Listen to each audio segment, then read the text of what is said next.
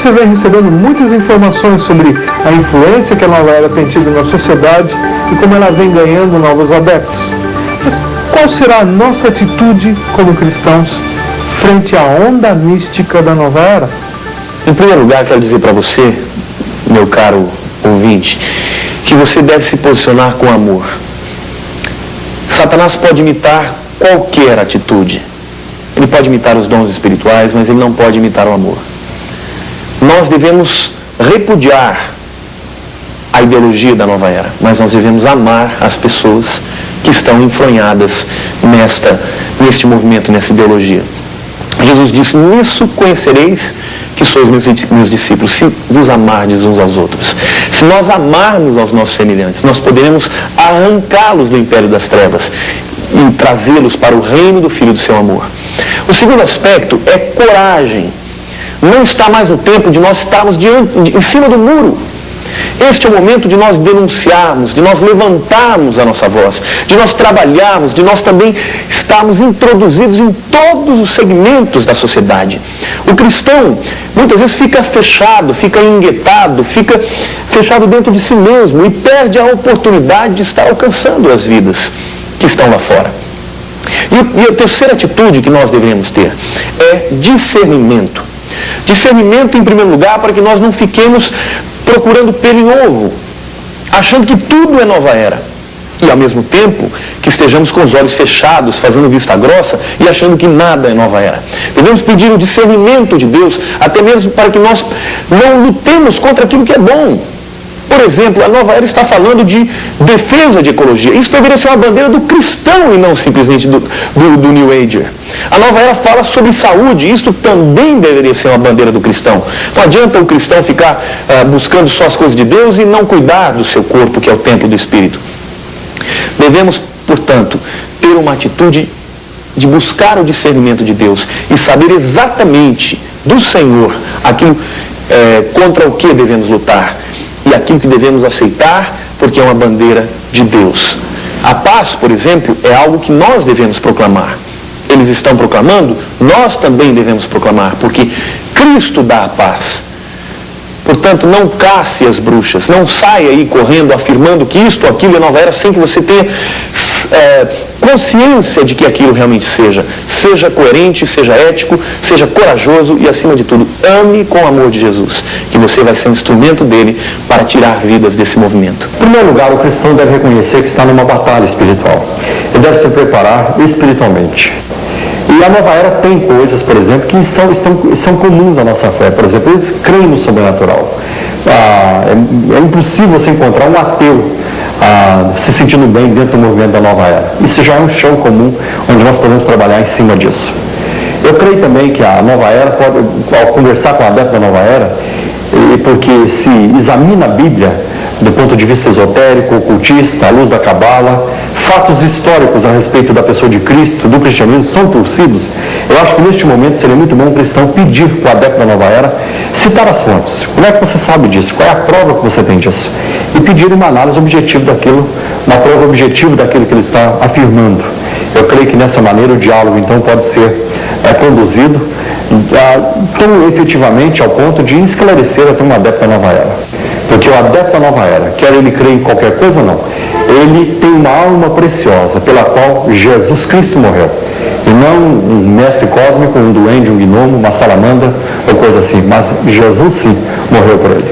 Nós temos que estar perguntando para nós mesmos, como cristãos, membros de igrejas cristãs, por que é que um número tão grande de pessoas tem aderido a grupos esotéricos?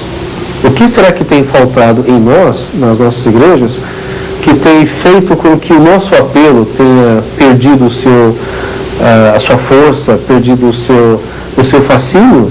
E o fato é que as pessoas estão querendo uma vida com muito mais significado. As pessoas querem ter um contato com o próprio Deus.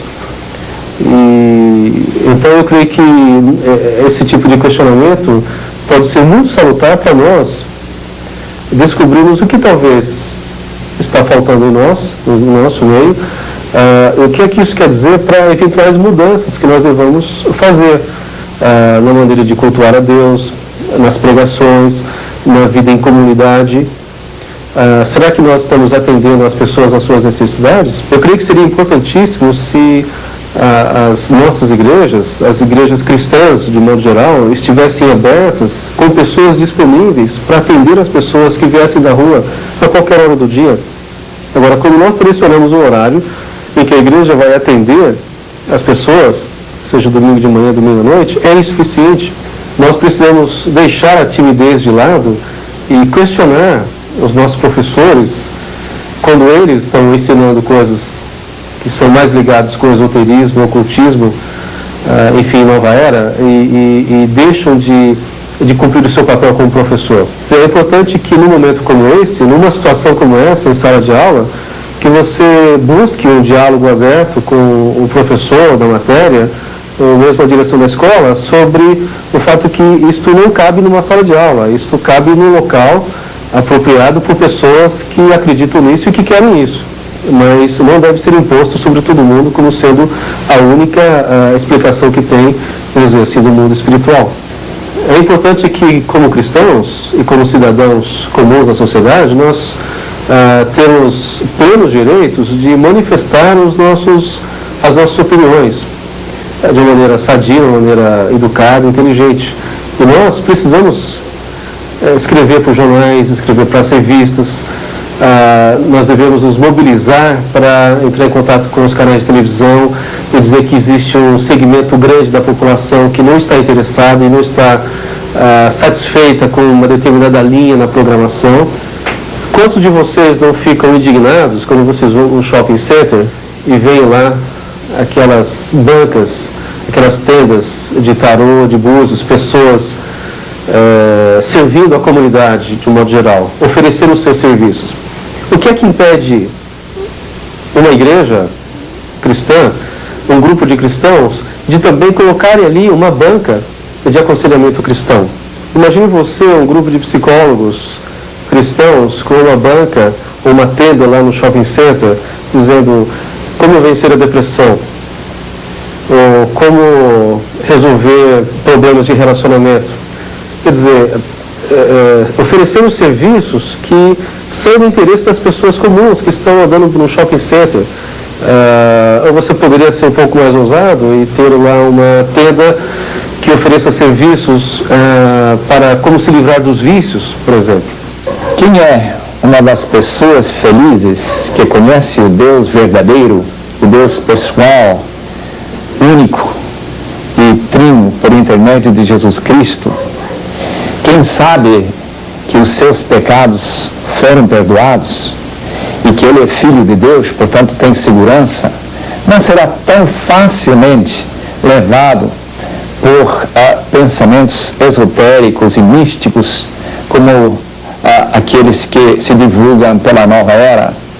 Aliás, o próprio apóstolo Paulo, em Colossenses, combatendo um pensamento tão semelhante a este moderno, mostrando que não há nada novo debaixo da terra, diz o seguinte: cuidado que ninguém vos venha enredar com sua filosofia e vãs sutilezas conforme a tradição dos homens, conforme os rudimentos do mundo, que talvez seriam espíritos, aqueles que se procuram canalizar, aqueles guias que a nova era fala, e que não seja segundo Cristo. A realidade, meus irmãos, é a pessoa de Jesus encarnado, histórico, algo que pode ser comprovado pela busca da história, aquele que morreu e ressuscitou, aquele que sabe para onde ele vai quando ele morrer, aquele que confia na revelação já testada através dos séculos, através do cumprimento das profecias, de forma que podemos ter certeza que quem confia nesta palavra, a própria Bíblia, pode ter segurança eterna para a sua alma.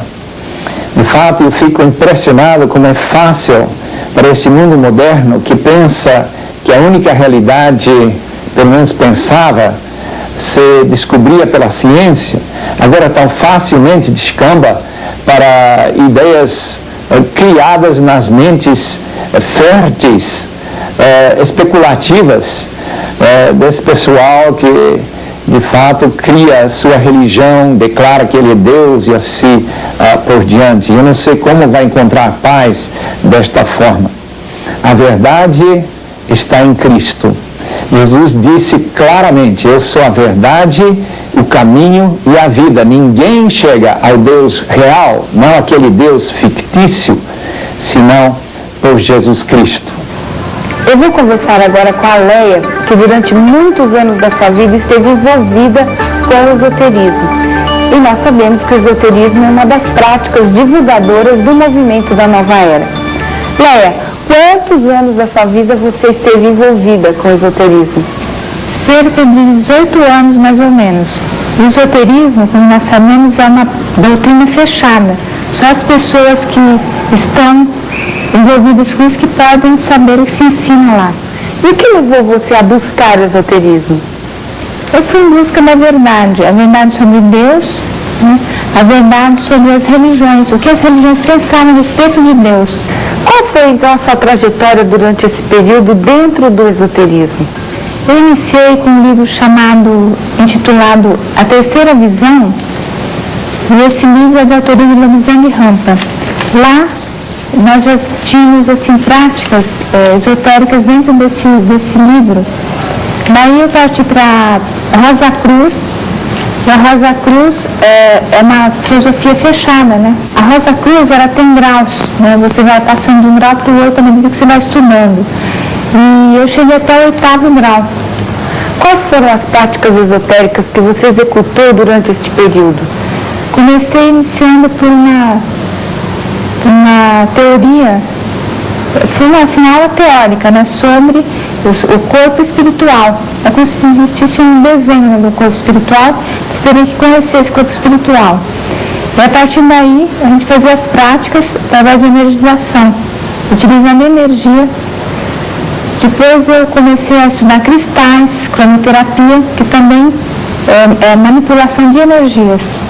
Tinha também treinamento de telepatia, né? Treinamento de clarividência, que é você enxergar uma coisa invisível. E com relação à ufologia, o contato com extraterrestres, você teve alguma prática nessa área? Ah, sim, que a meditação, inclusive, inclui, né, essa prática de contato com extraterrestres. Né? Mas eu não cheguei a contatar nenhum. Não conseguiu? Não consegui. Bom, e com relação também à terapia com vidas passadas, você mexeu com essa área também? Ah, sim, eu tinha muita curiosidade para saber o que era essa terapia de vidas passadas. E eu consultei uma psicóloga que fazia, né, esse tipo de terapia. E eu, então, fiz algum treinamento lá, alguma terapia, mas só que eu acho que eu não cheguei à vida passada nenhum. Tive nessa vida o tempo todo. Bom, e durante toda essa busca, você encontrou a paz que buscava, essa verdade que você tanto procurava no esoterismo? Não, eu acho que essas práticas só me confundiram bastante, porque tanta coisa na cabeça, tanta prática, parece que eu estava andando em círculos, eu não chegava a coisa alguma. Isso foi me deixando de uma maneira assim, nervosa, né? Fui ficando com muita raiva dentro de mim, que eu não sabia nem explicar por que essa raiva, né? E o que culminou realmente com essa minha decepção do esoterismo foi quando eu experimentei o chá do Santo Daime. Não sei se você já ouviu falar, mas esse chá realmente acho que mexeu com muita coisa minha. Eu acho que realmente